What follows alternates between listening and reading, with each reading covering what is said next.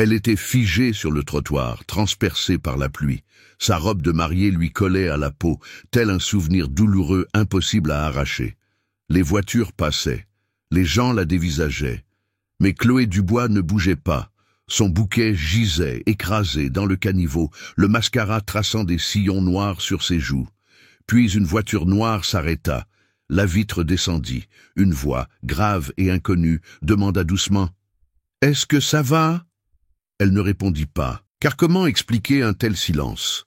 Chloé Dubois avait toujours cru en l'amour tranquille, celui qui se construit dans les cuisines et les bibliothèques, autour de tasses de café et de rêves chuchotés. Elle et Lucas étaient ensemble depuis le lycée. Ils n'avaient pas grand-chose, mais ils avaient une histoire. 7 ans d'espoir partagé, à économiser chaque centime pour un mariage simple. Sa mère, agente d'entretien, avait repassé le voile elle-même. C'était censé être le début de tout. Mais quand l'heure de la cérémonie arriva, Lucas n'est pas venu. Pas un appel, pas un SMS, aucune explication. Chloé attendit dans la sacristie de l'église jusqu'à ce que le silence soit plus assourdissant que l'orgue. Que faire quand la personne qui a promis de ne jamais vous quitter disparaît sans un mot? Ceci est l'histoire de la façon dont elle a perdu tout ce qu'elle pensait être à elle, et découvert quelque chose qu'elle n'aurait jamais imaginé mériter. Mais debout sous la pluie ce jour-là, Chloé n'avait aucune idée de ce qui allait se produire. Chloé Dubois a grandi dans une petite ville de province, où les rêves étaient modestes et le travail ardu. Sa mère, Catherine, nettoyait des maisons 6 jours sur 7 pour élever sa fille seule. Chloé se souvenait de s'être endormie sur le canapé en attendant qu'elle rentre à la maison, son uniforme sentant le citron et la cire, ses mains rêches mais toujours chaudes. Elle n'avait pas grand-chose, mais elle savait l'une l'autre. À 16 ans, Chloé donnait déjà des cours de soutien aux plus jeunes à la bibliothèque municipale. Elle adorait la façon dont les yeux des enfants s'illuminaient lorsqu'ils comprenaient quelque chose pour la première fois. Être enseignante n'était pas seulement le métier qu'elle voulait, c'était ce qu'elle était. C'est ainsi qu'elle a rencontré Lucas Martin, lors d'un événement bénévole en terminale. Il était drôle, maladroit et d'une gentillesse qui lui donnait le sentiment d'exister. Ils ont commencé à sortir ensemble juste après le bac. Ils n'avaient pas de grands projets d'avenir. Ils travaillaient dans un magasin de réparation d'ordinateurs, mais il la faisait rire. Et pour une fille élevée dans le sacrifice, le rire ressemblait à un luxe. Au fil des ans, ils se sont construits une vie faite de petites choses. Un 2 pièces avec des meubles d'occasion, des soirées cinéma avec du pop-corn au micro-ondes, des promenades dominicales sans but précis. Ils parlaient d'économiser pour un mariage, peut-être même pour une toute petite maison un jour. Et c'est ce qu'ils ont fait, lentement. Chaque euro supplémentaire allait dans un bocal étiqueté pour toujours. Mais dans les derniers mois avant le mariage, quelque chose a changé. Lucas était distrait.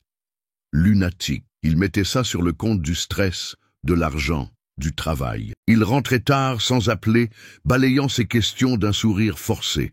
Chloé l'a remarqué. Bien sûr qu'elle l'a remarqué. Mais quand on aime quelqu'un depuis si longtemps, on s'accroche à la version dont on est tombé amoureux. On croit ce qu'on a besoin de croire. La veille du mariage, il lui a pris les mains et lui a embrassé le front. « Demain sera parfait », a-t-il murmuré. « Tu verras. » Maintenant, assise dans la minuscule sacristie, la robe que sa mère pouvait à peine se permettre flottant autour de ses genoux, Chloé regardait l'horloge. 16h15. La cérémonie était prévue pour 16h. Elle faisait les 100 pas, vérifiait son téléphone. Rien. Pas de message, pas d'appel manqué. Elle regarda sa meilleure amie, Léa, qui tentait de garder contenance. « Il est sûrement coincé dans les embouteillages », proposa Léa trop vite, mais Chloé le vit dans ses yeux. C'est à ce moment-là que l'effroi s'est installé. C'est à ce moment-là que tout a commencé à s'effondrer. L'église sentait le lys et la cire de bougies. Dehors, une fine bruine avait commencé à tomber, donnant au ciel un gris pâle. Chloé était assise, parfaitement immobile, les doigts crispés sur le petit bouquet qu'elle avait composé elle-même la veille. Sa robe, en dentelle ivoire, ajustée à la taille, n'était pas une robe de créateur, mais c'était la sienne. Chaque couture portait le souvenir d'un sacrifice. Des heures de soutien scolaire supplémentaires, des dîners annulés, les heures supplémentaires de sa mère, ils avaient fait ça ensemble. Elle et Lucas. 7 ans, 2 emplois, un rêve. Elle jeta un nouveau coup d'œil à la porte. 16h25. Sa respiration était maintenant saccadée. Il a peut-être eu un problème de voiture, tenta de nouveau Léa, forçant un sourire qui n'atteignit pas ses yeux. Je vais voir dehors. Chloé hocha à peine la tête. Son cœur battait à ce rythme étrange entre l'espoir et la panique. 5 minutes passèrent. 10. Puis la porte s'ouvrit, mais ce n'était pas Léa. C'était le père Michel. Son visage, d'habitude si gentil et calme, semblait être sur le point de se déchirer. « Chloé, dit-il doucement, la mère de Lucas vient d'appeler. Il ne viendra pas. » Les mots la frappèrent, comme de l'eau glacée. « Quoi ? Il l'a appelé. Il a dit qu'il ne pouvait pas le faire. »« Il est parti !» Elle cligna des yeux. Non, ce n'était pas possible. Les gens ne disparaissent pas le jour de leur mariage, pas après tout ça, pas après 7 ans, des promesses murmurées et des rêves qui portaient déjà des noms. Je ne comprends pas, balbutia Chloé. Il n'a donné aucune raison, ajouta le prêtre. Il a juste dit qu'il était désolé. Le bouquet glissa de ses mains et heurta le plancher en bois avec un bruit sourd. Dehors, les invités murmuraient. Les chaises grinçaient, quelqu'un éternua. Quelque part, un enfant rit inconscient. Chloé se leva lentement, sa respiration sortant par vagues irrégulières. « Je dois partir, dit-elle. »« Chloé, attendez !» appela le prêtre en tendant la main. Mais elle marchait déjà. Non, elle courait, dans le couloir arrière, dehors, sous la pluie. Son voile s'accrocha à un buisson, se déchirant légèrement. Elle s'en fichait. L'eau trempa ses cheveux, ses épaules, l'ourlet de sa robe. Des étrangers la regardaient passer, les yeux pleins d'une pitié qu'elle ne pouvait supporter. Elle marcha des kilomètres, sans même sentir le froid. Ce n'était pas réel. Ça ne pouvait pas être réel. Elle atterrit dans le petit square municipal, près des balançoires, où Lucas l'avait embrassée pour la première fois par un après-midi venteux d'automne. Elle s'assit sur le banc, sa robe formant une flaque autour d'elle, tremblante, essayant de comprendre comment l'amour pouvait partir si silencieusement. Son téléphone vibra une fois. Un message. Ses mains tremblaient en l'ouvrant. « Je suis désolé, Chloé. Je ne suis pas l'homme que tu crois. S'il te plaît, ne me cherche pas. J'ai quitté la ville. J'espère qu'un jour tu comprendras. » Aucune explication. Pas d'adieu. Juste un trait froid tiré au cœur de tout ce qu'ils avaient construit. Chloé fixa l'écran, la pluie brouillant les mots.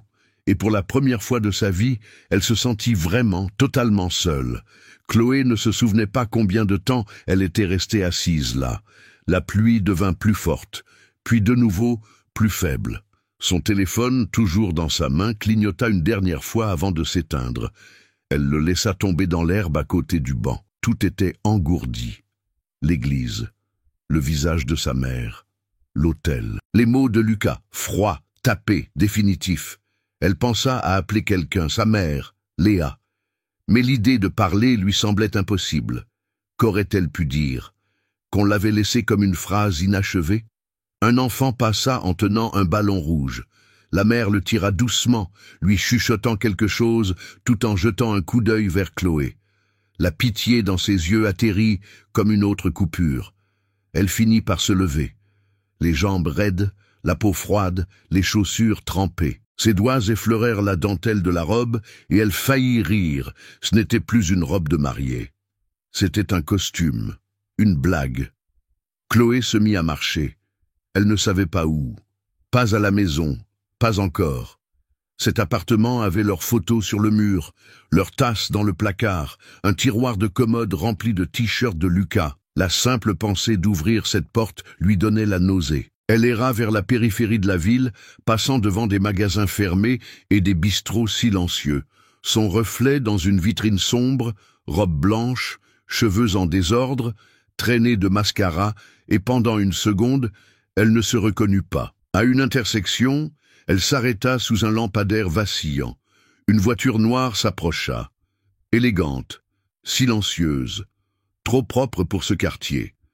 Elle ralentit, puis s'arrêta devant elle. La vitre descendit. Un homme à l'intérieur se pencha. La quarantaine, costume impeccable, des yeux comme du verre patiné. « Tout va bien ?» demanda-t-il, sa voix calme, grave. Chloé cligna des yeux. Elle devait avoir l'air folle, trempée, en mariée, seule. « Je vais bien, » mentit-elle. Il ne la crut pas. Elle le vit à la façon dont il fronça les sourcils. « Vous voulez que je vous dépose quelque part? Un téléphone pour appeler quelqu'un? »« Non, » dit-elle trop vite. Puis plus doucement, « Je n'ai nulle part où aller. » Les mots lui échappèrent avant qu'elle ne puisse les retenir. Et quand ils sortirent, elle réalisa qu'ils étaient vrais. Sa mère vivait dans une autre région. Son travail ne payait pas assez pour un hôtel. Le bail de l'appartement était au nom de Lucas. Elle n'avait nulle part, personne. L'homme hésita, puis ouvrit la portière. « Montez. Je ne demande rien. Juste, mettez-vous à l'abri de la pluie. » Chloé fixa la porte ouverte. Tout en elle criait d'être prudente, de dire non. Mais quelque chose de plus profond, quelque chose de las, lui dit de bouger. Elle monta. L'intérieur était chaud, les sièges en cuir lisse. De la musique classique jouait doucement à travers des haut-parleurs cachés. Il lui tendit une petite serviette depuis la console. « Je m'appelle Adrien, dit-il. Adrien Fournier. » Elle hocha la tête. « Chloé. » Il ne posa pas de questions tout de suite. Il conduisit, simplement, virages en douceur. Route calme. Un homme qui ne vivait manifestement pas dans le chaos. Après quelques minutes, il reprit la parole. C'était la robe. Chloé se tourna vers lui, confuse. « Qui vous a fait vous asseoir seul sous la pluie? Ou c'était ce qui s'est passé avant ?» Elle ouvrit la bouche, puis la referma. Finalement, elle murmura « Il m'a quitté. » Devant l'hôtel. Adrien lui jeta un regard, puis se reconcentra sur la route. « Je suis désolé, » dit-il. Et ce n'était pas de la pitié, c'était de la compréhension. « J'étais censé commencer ma vie aujourd'hui, » ajouta-t-elle. « Au lieu de ça, je ne sais même pas où dormir ce soir. » Adrien hocha la tête, silencieux. Puis il prit son téléphone et appuya sur un bouton du tableau de bord. « Sophie, » dit-il. La voix d'une femme répondit par le haut-parleur de la voiture. « Oui, monsieur Fournier, faites préparer la suite panoramique et faites monter un repas chaud. Nous avons une invitée qui arrive sous peu, bien sûr. » Chloé le fixa. « Vous n'êtes pas obligé de faire ça. »« Je sais, » dit-il simplement. « Pourquoi m'aidez-vous » Il ne répondit pas tout de suite. Finalement, il dit « Parce qu'il y a 5 ans, j'ai perdu quelqu'un moi aussi. Et je me souviens de ce que l'on ressent quand personne ne sait quoi dire ou quoi faire, et à quel point ça comptait quand quelqu'un est simplement resté. » Chloé se tourna vers la fenêtre, les yeux brûlants. Elle ne parla plus, jusqu'à ce qu'il s'arrête devant l'entrée d'un hôtel calme et magnifique, niché derrière des grilles en fer forgé et de grands arbres. Elle sortit de la voiture, toujours dans sa robe de mariée, dégoulinant sur les sols en marbre. Et pour la première fois de la journée, quelqu'un la regarda, non pas avec jugement, non pas avec pitié, mais avec une sorte de respect. Adrien lui tint la porte. « Entrez, » dit-il, « juste pour ce soir. Reposez-vous, on verra le reste plus tard. » Chloé hésita sur le seuil. Puis elle entra. La chambre était trop belle pour quelqu'un comme elle. Chloé se tenait sur le seuil de la suite panoramique, sa robe humide dégoulinant sur le parquet poli. L'espace semblait sorti d'un film, des tons dorés, discrets, des baies vitrées, une cheminée qui brûlait doucement et un lit plus grand que tout son appartement. Elle se sentit petite, comme si elle était entrée par accident dans la vie de quelqu'un d'autre. Sur la table basse se trouvait un plateau en argent avec un plat couvert, d'où s'élevait encore de la vapeur. À côté, un mot. Une écriture soignée sur du papier épais. « Mangez, reposez-vous. La douleur ne disparaîtra pas, mais elle s'adoucira. » Ah. Elle s'assit lentement, son corps endolori par le poids de la journée. D'une main tremblante, elle souleva le couvercle. Du saumon grillé, des légumes chauds, du pain moelleux avec du beurre fondu. Rien d'extravagant. Juste de la vraie nourriture, de quoi se nourrir. Elle n'avait pas mangé depuis le matin. Chloé prit une bouchée, et une autre. Son estomac se souvint de la faim. Les larmes lui montèrent aux yeux, non pas à cause de la nourriture, mais à cause de la gentillesse silencieuse dans chaque détail. Qui était cet homme? Il n'avait pas posé de questions sur Lucas. Il n'avait pas été indiscret. Il avait simplement ouvert une porte et l'avait laissé entrer. Elle prit une douche lentement, laissant l'eau chaude laver le froid de sa peau. Dans la suite, un peignoir était suspendu à la porte. Elle s'y glissa comme dans une armure faite de nuages. Dehors, la pluie avait enfin cessé. Elle marcha pieds nus jusqu'au bord du balcon et sortit. Les lumières de la ville scintillaient en contrebas. Elle pouvait entendre des bruits lointains, voitures, rires, musique lointaine, la vie qui continuait. Et pendant une seconde terrifiante, elle se sentit laissée pour compte. Mais alors quelque chose d'étrange se produisit. Au lieu de s'effondrer à nouveau en larmes, elle ferma les yeux et respira. Profondément. Régulièrement. Elle ne savait pas qui était vraiment Adrien Fournier. Elle ne savait pas ce que demain apporterait. Mais pour la première fois depuis des heures, peut-être des jours, sa poitrine ne semblait plus sur le point de s'effondrer. La douleur était toujours là. Mais en dessous, autre chose, pas exactement de l'espoir, plutôt de l'air, et le début timide d'une question. Et si ce n'était pas la fin? Et si ce n'était que une partie de l'histoire? Elle n'était encore sûre de rien, mais pour la première fois, elle voulait le découvrir. La lumière du matin filtrait doucement à travers les rideaux. Pendant un instant, Chloé oublia où elle était. Puis elle se redressa.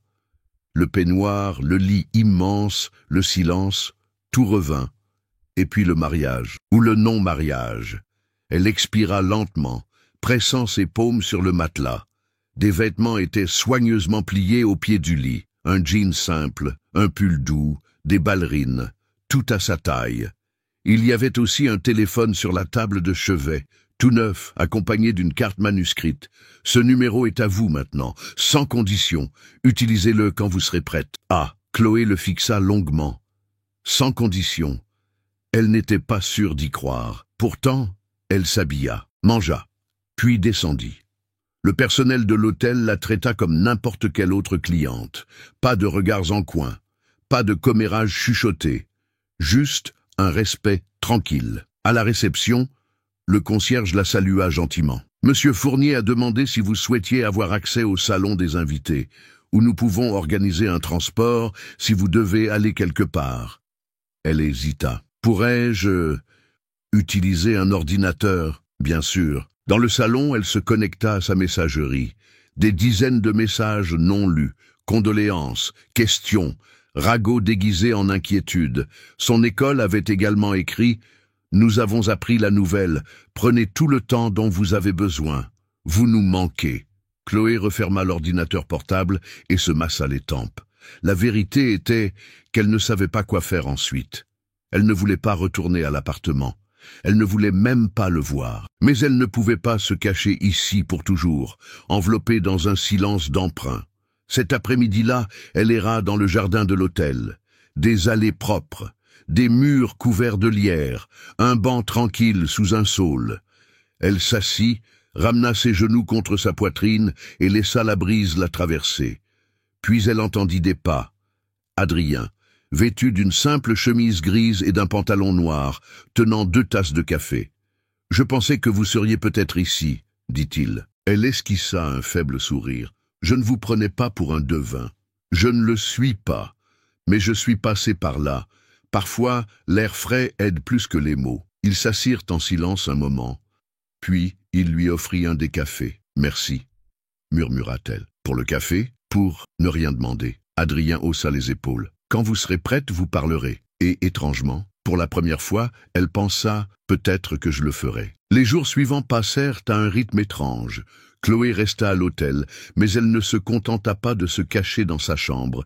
Elle marchait dans le jardin chaque matin, buvait du café dans le salon, commença à écrire dans un petit carnet qu'elle trouva dans le tiroir du bureau, juste des fragments de pensée, des listes de ce qu'elle avait perdu et de ce qu'elle pourrait encore vouloir. Adrien ne la surveillait pas. Il n'apparaissait qu'occasionnellement, toujours calme, toujours respectueux.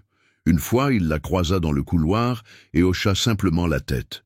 Une autre fois, il laissa un livre devant sa porte.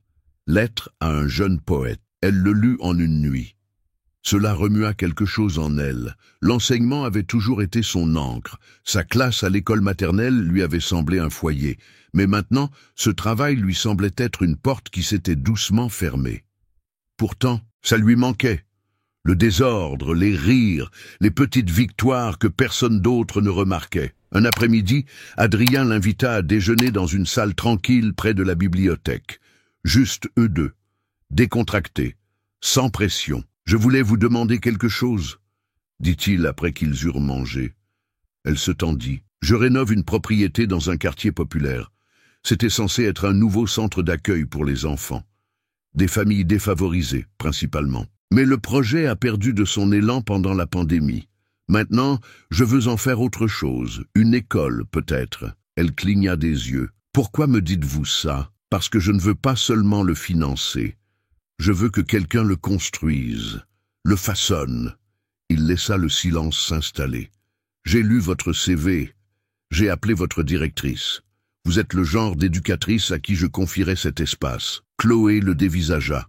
1 million d'alarmes se déclenchèrent dans sa tête. « Ah, pourquoi moi ?» demanda-t-elle finalement. « Pourquoi aider quelqu'un qui n'a même pas pu garder son fiancé ?» Adrien la regarda, calmement. « Parce qu'une erreur ou la lâcheté de quelqu'un d'autre n'efface pas votre valeur. » Elle secoua la tête. « Vous me connaissez à peine, peut-être, mais j'en ai assez vu pour savoir que vous n'êtes pas brisé. Simplement fissuré, juste aux endroits qui laissent passer la lumière. » Chloé détourna le regard. Une partie d'elle voulait dire oui. Une autre partie criait « C'est trop rapide, trop grand, trop généreux. Il doit y avoir un piège. Et pire encore, et si j'échoue à nouveau ?» Adrien n'insista pas.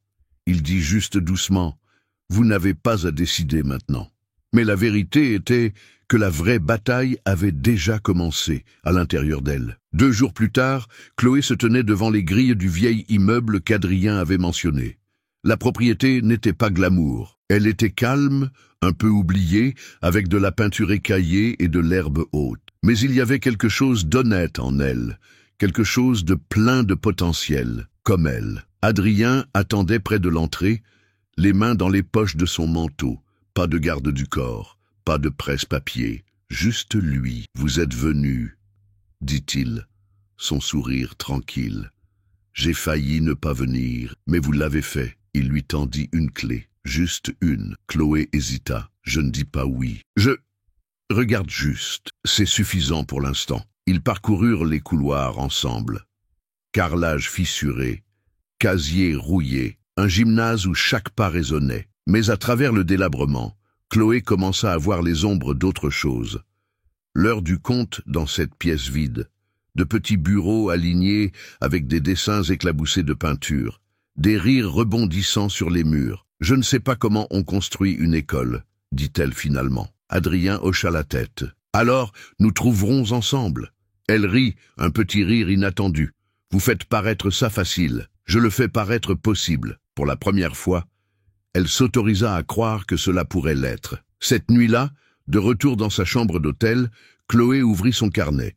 Cette fois, elle ne fit pas une liste de pertes.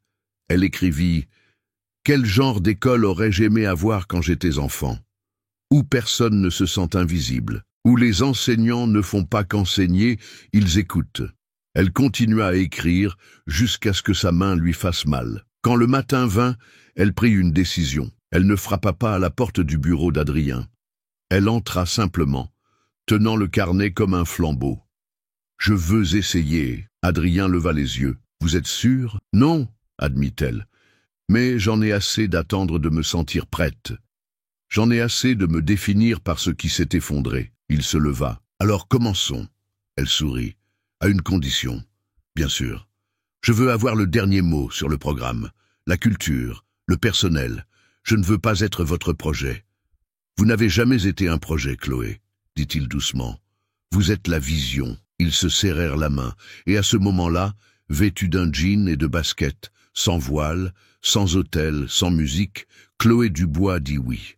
Pas à un homme, mais à elle-même, à sa voix, à une vie qui n'attendrait plus jamais la permission de commencer.